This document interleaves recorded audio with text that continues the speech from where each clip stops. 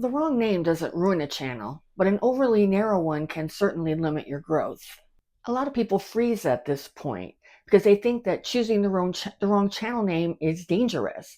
Well, it's not dangerous, but it is strategic.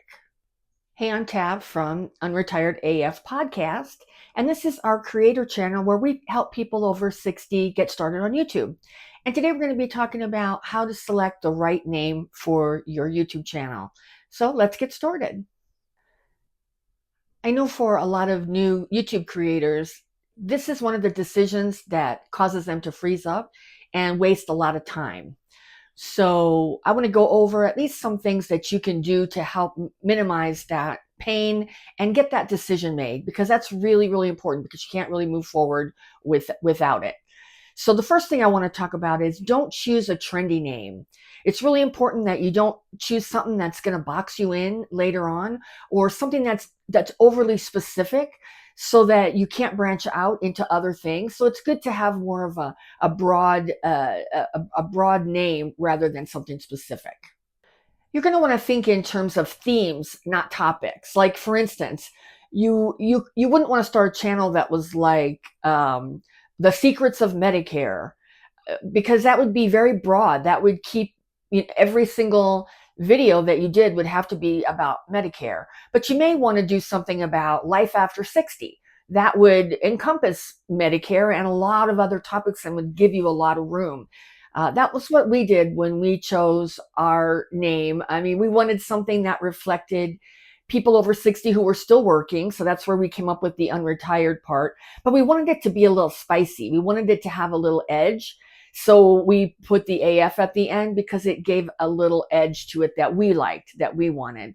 So that's what we did. So I would suggest, think in terms of broad themes, not so much, specifics. Like, for instance, if you wanted to do a health and fitness channel, you wouldn't want to say something like, keto recipes, because then you're locked in to keto recipes. Whereas if you wanted to do something like, staying healthy over 60, that's going to include, health, fitness, supplements, nutrition, all different kind of things. Give you a lot of topics underneath the umbrella of that theme. So think of it like that. Think of it like your theme is an umbrella and your topics are going to be coming up underneath the umbrella that you choose. And it's okay if your channel name is just your name. A lot of people do that, because keep in mind, people who are looking for a specific topic, they may not be somebody that's going to subscribe to your channel and come back. They're going to look at a lot of other people's videos on that subject, and then that's going to be it. People follow people. People subscribe to people. So it's okay if you don't want to have a theme or, a specific theme for your channel name. It's fine if you just use your own name or a nickname or something cute and clever that you want to come up with. There are plenty of channels that I follow that do that. Well, and the last thing I want to say is just be yourself. Don't try to pick a name that you think is going to appeal to everyone, because that's not how YouTube works. And you don't really want it to be that way. If you're too vague, if you're too blah, too vanilla, people don't want that. That's why for our channel, we added the AF on the end, because it does do a really good job of weeding out people who aren't a good fit for our channel. I mean, we're rebellious. I use curse words sometimes on our channel, in our videos. I wear green nail polish and blue nail polish and purple nail polish. Look, I had a whole lifetime of working corporate jobs and having to be a certain way. And I didn't want to do that in unretirement. I wanted to have a chance to express who I am and be more authentic. And that resonates with people on YouTube. When you're authentic and you're just yourself, it's gonna work out a lot better for you. You're going to attract the right people. So think about that even when you're choosing your name. Don't try to find something that's going to appeal to everyone, because that's not what I'm saying when I say think in themes. Think about things that you can do, topics that you enjoy doing under a broader theme, but don't try and be something for everyone, because that's just not what you're going to do.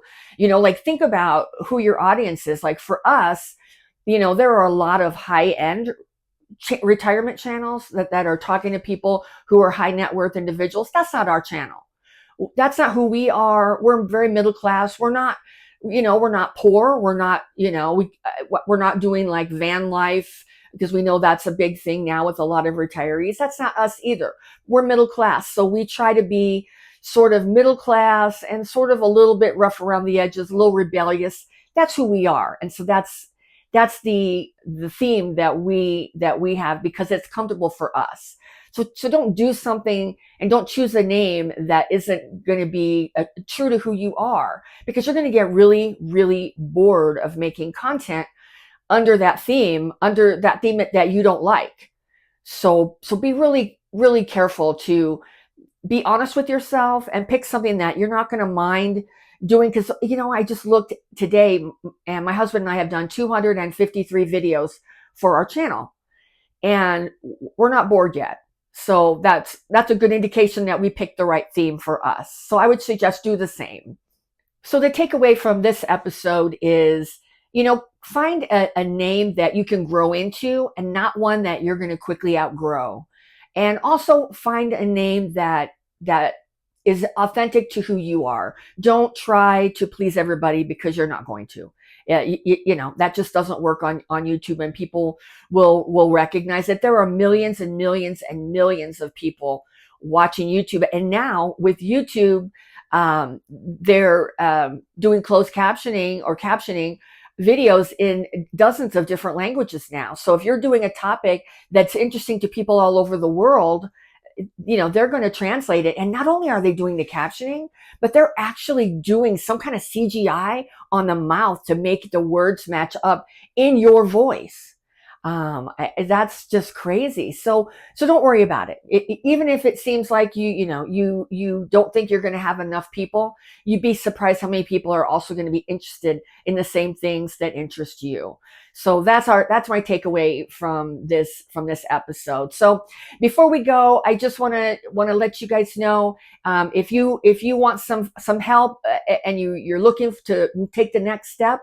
I started a community for other over 60 YouTube content creators who are just starting out, and I'll put the link below. Right now, I'm running a special because it's a new group. There's not a lot of people in it. It's $17 a month, and the price is going to go up to $29 a month. So if you get in now, you can lock in that price. As long as you are in the group, you can lock in that price for a lifetime.